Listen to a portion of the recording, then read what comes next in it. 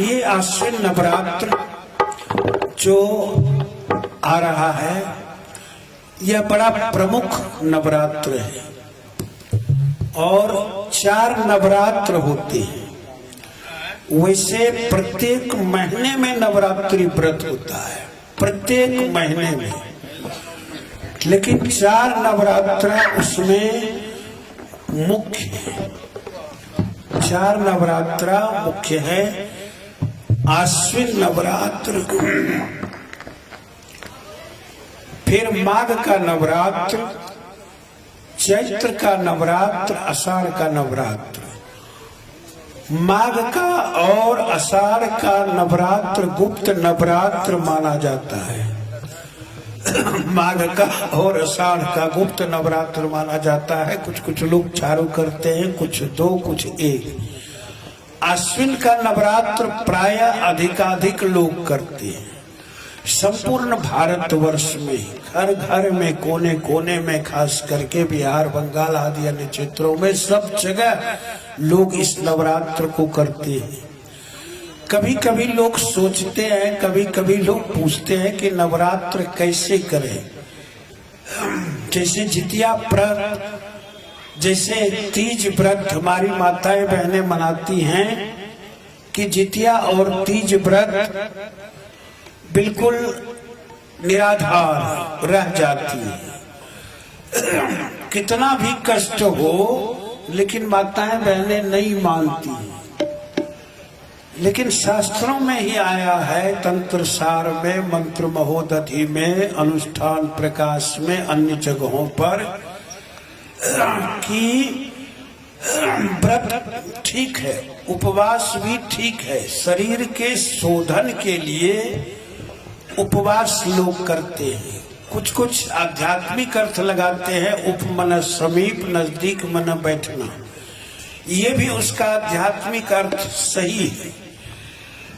और उपवास का अर्थ है कुछ ना खाना पीना, ये भी उसका अर्थ सही है। हम आप अपने शरीर की क्षमता को उतनी देर जल, भोजन आदि के बिना कैसे रह सकते हैं, यही प्रविधि उपवास में है। मान लीजिए कहीं जंगल में चले गए, भूल गए, रास्ता भूल गए। जैसे जैसे कुछ राजा लोग, अन्य लोगों की चर्चा है, बहुत देर तक भूख प्यास में, यानी अन्न के बिना भी रह सकना, जल के बिना भी रह सकना, शरीर में जो ऊर्जा संग्रहित है उस ऊर्जा को, सहस्रार में स्थित ऊर्जा को, आज्ञा चक्र पर स्थित ऊर्जा को, कंठ चक्र में स्थित ऊर्जा को हम आप रोटेट करते हैं, क्रियान्वित करते हैं और उस सर्किल में आते हैं कि वो ऊर्जा संग्रहित जहां से हुई है वहां से वही संग्रहित ऊर्जा थोड़ी थोड़ी अलिजिह्वा द्वारा, कौवा द्वारा, जीवा के द्वारा, मूर्धा के द्वारा, 3 प्रमुख नाड़ियों के द्वारा संपूर्ण शरीर में हर सेल को भेजा जाता है, हर एक कोशिका को। तो फिर लोग रह सकते हैं, रह जाते हैं। लेकिन ये भी है कि सबको ये हठ नहीं करना चाहिए। ये साधुओं, योगियों के लिए और कुछ विशेष साधकों के लिए। आम लोगों को चाहिए कि व्रत शरीर की शक्ति और क्षमता पर नहीं रह सकते हैं। जो रह सकते तो कभी कभी लोग संध्या में, कुछ लोग केवल जल लिए, कुछ लोग लेते हैं दूध, कुछ लोग शरबत, कुछ भी चीज, बस। कभी कभी कुछ लोग सुबह शाम, सुबह कुछ नहीं लिए, जल इत्यादि लिए, फिर शाम में फल आदि लिए।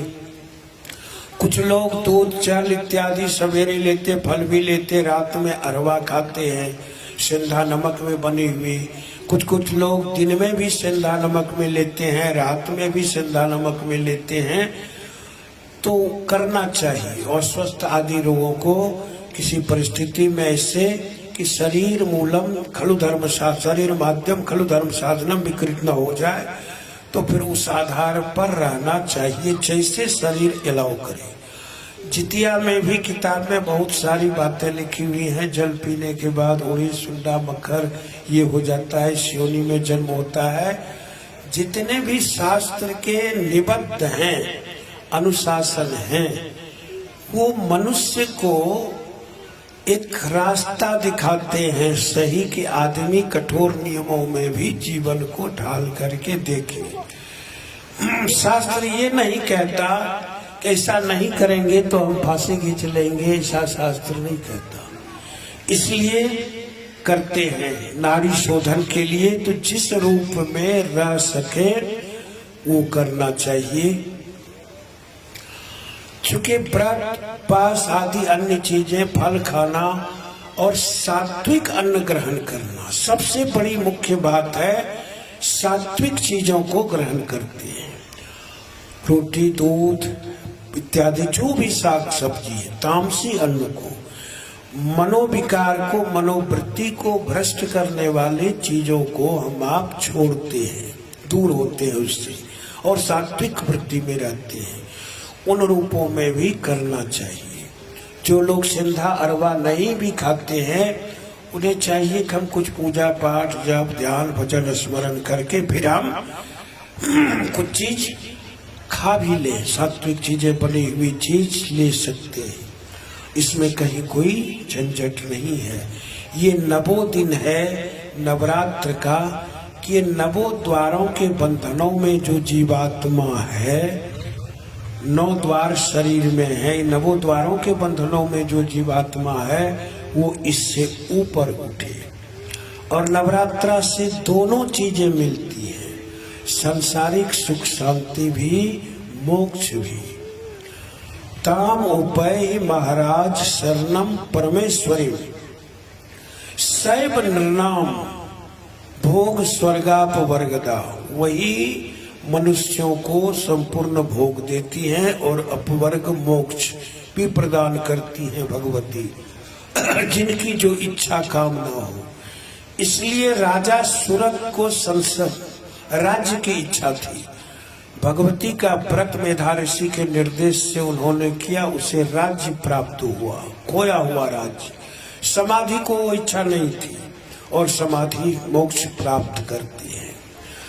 तो ये व्रत मुख्य रूप से है। इसमें किसी न किसी रूप में व्रत करते रहना चाहिए। नवरात्र में कम से कम भागा भागी कम करके सारे कार्यों को करें। जो जिस कार्य से जुड़े हुए हों, विद्यालय कार्य से, सरकारी कार्य से, स्वतंत्र कार्य से, किसी रूपों में करते रहें। लेकिन सुबह शाम माता का स्मरण, ध्यान, उपासना, भगवान का, किसी भी भगवान के स्वरूप का, रूप का, अरूप का, वो भजन सुमिरन ध्यान करते रहना चाहिए।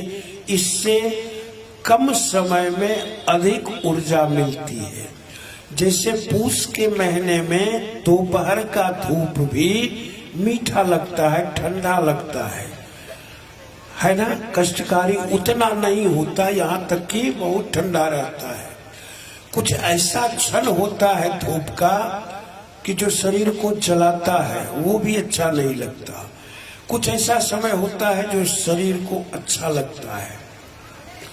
इस समय में की गई उपासना नक्षत्र और ऋतु के संक्रमण के कारण भिन्न भिन्न चीजों से कई गुना प्रभावकारी रहता है, लाभकारी रहता है। इसलिए शास्त्रों में ऐसा निर्देश हुआ है। तो चलिए, ये एक मुख्य बात है, और तो सब लोग जानते ही हैं।